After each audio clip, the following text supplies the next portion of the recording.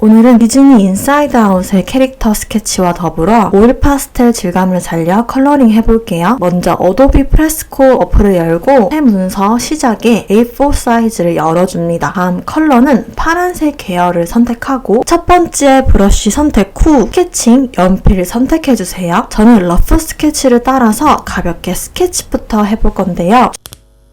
초보자분들이 스케치 하실 때 하시는 실수가 똑같이 그리려다 보니 항상 윗부분이나 본인이 그리기 쉬운 부분부터 그려서 완벽하게 완성하려 하더라고요. 그런데 러프 스케치 단계에서는 디테일이나 깔끔함에 초점을 맞춰서는 안 되고 전체적인 형태를 잡는 게 훨씬 중요해요. 근데 형태 잡는 팁은요. 캐릭터를 동그라미, 세모, 네모로 분석한 다음 그 모양을 찰흙으로 다듬어 간다고 생각하면서 그리면 훨씬 편하실 거예요. 이 러프 스케치는요, 우리의 삶과 참 많이 닮아 있는데 무언가를 도전할 때 우리가 잘하려고 다짐하고 애쓰잖아요. 그런데 전 그럴 필요가 없다고 생각해요. 항상 이건 러프 스케치 단계이다. 처음부터 완벽할 순 없다. 라고 생각하며 조금씩 다듬어 나가면 훨씬 수월하더라고요. 혹시나 러프 스케치 영상을 봐도 혼자 그리기가 어려우시다면 영상 자세히 보기에 제가 러프 스케치 도안을 다운로드할 수 있도록 해두었으니 다운로드 후 다음 영상을 보시면서 따라와 주시면 됩니다. 여러분은 수많은 감정 중 어떤 감정을 중요시 하나요? 저는 바로 슬픔인데요. 특히나 그림을 그리는 사람들에게는 기쁨보다 슬픈 감정이 더욱 중요하다고 생각해요. 그 이유 두 가지가 있는데 첫 번째, 슬픈 감정을 공유하면 관계가 깊어진다. 영화 인사이드 아웃 1에서 라일리가 슬픔을 느끼고 눈물을 흘리며 부모님에게 자신의 진짜 감정을 털어놓을 때 부모님은 라일리의 슬픔을 공감하고 이해하는데요. 여러분도 슬픈 일을 친구, 가족, 연인에게 털어놓고 공감과 위로를 받을 때 관계가 더 깊어지는 것을 느낀 경험이 있으실 거예요. 이렇게 슬픔은 다른 사람들과의 감정적 연결의 중요한 매개체이고 또 슬픔을 공유함으로써 상대에게 위로와 지지를 받기도 해요. 그러니까 슬픔을 공유함으로써 우리는 서로 간의 공감을 느끼고 또 타인의 도움을 받을 수 있는 계기가 되기도 해요. 두 번째, 슬픈 감정을 통해서 성숙해진다. 쁨이가 슬픔이를 이해하고 받아들이고 라일리가 자신의 감정을 억누르기보다는 받아들이게 되면서 정서적으로 성장하는 모습이 영화의 클라이막스인데요. 라일리가 자신의 새로운 학교에서 발표를 하며 두려움과 불안을 느낄 때 슬픔이는 라일리가 자신의 감정을 이해하고 표현하도록 돕잖아요. 네, 라일리는 자신을 더 잘 이해하게 되고 감정적으로 더 성숙해지게 돼요. 이렇게 우리는 올라오는 감정을 이성적으로 숨기거나 억누르면 성장하기 어렵고 올라오는 감정을 그대로 표출하면 성장하는 계기가 돼요.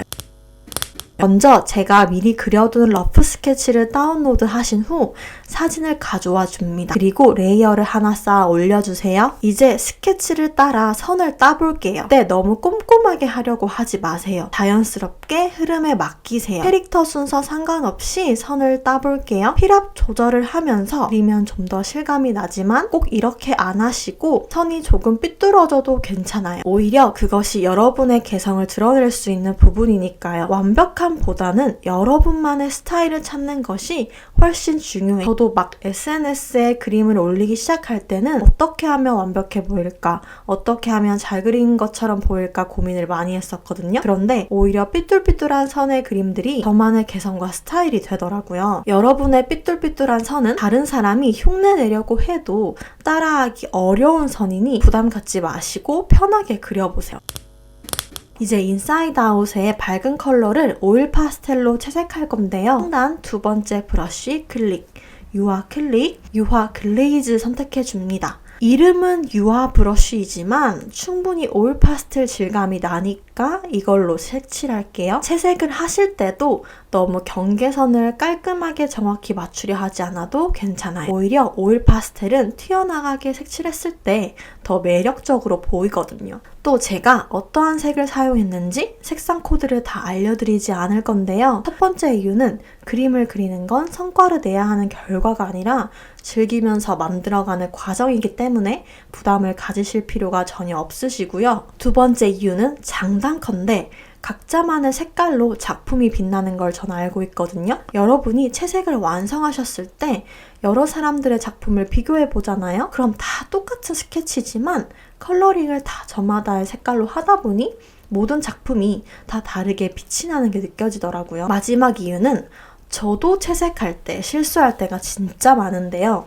그때마다 하는 생각은 아니야, 이건 럭키비키야 라고 생각을 해요. 실수로 들어간 길이 날 특별한 장소로 데려다 준다는 말이 있듯이 실수한 과정에서 색다른 결과물이 나올 때가 많기 때문이에요.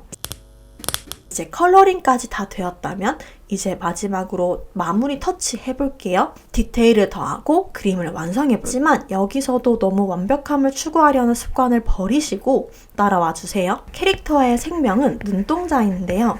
눈동자에 하얀색 하이라이터를 전부 다 콕콕 찍어줄게요. 눈동자 이외에 입술이나 머리카락, 슬픔이의 안경 부분에도 밝은 하이라이트를 찍어 그림에 생기를 더해줄게요. 마무리 단계에서도 중요한 건 완벽함이 아니라 여러분의 노력과 창의성을 담는 거예요. 우리 모두 완벽하지 않다는 것을 기억하세요. 저도 그림을 완성할 때 완벽하지 않다는 걸 알지만 그 과정에서 하나라도 배운 것이 있기 때문에 괜찮다고 생각합니다. 완성된 내 그림들과 다른 사람들의 그림을 보면서 편안하게 자신을 더 사랑하는 마음으로 드로잉을 즐기시면 좋겠어요. 그림의 입체감을 살려주려면 하이라이트와 그림자, 즉 밝음과 어두움을 잘 표현해야 하는데요. 밝은 부분이 있기에 어두운 부분도 있고 어두운 부분이 있기에 밝은 부분도 더 돋보이게 되죠. 이것도 꼭 우리의 인생과 너무 닮았다고 생각해요. 인생의 밝은 순간들을 예를 들면 취업을 받거나 여행을 사랑에 빠지는 순간들이 있어요. 하지만 인생에서 꼭 밝은 순간들만 있는 건 아니에요. 반려동물이나 사랑하는 사람의 죽음으로 슬픔에 잠길 수도 있고 두렵고 어려운 도전,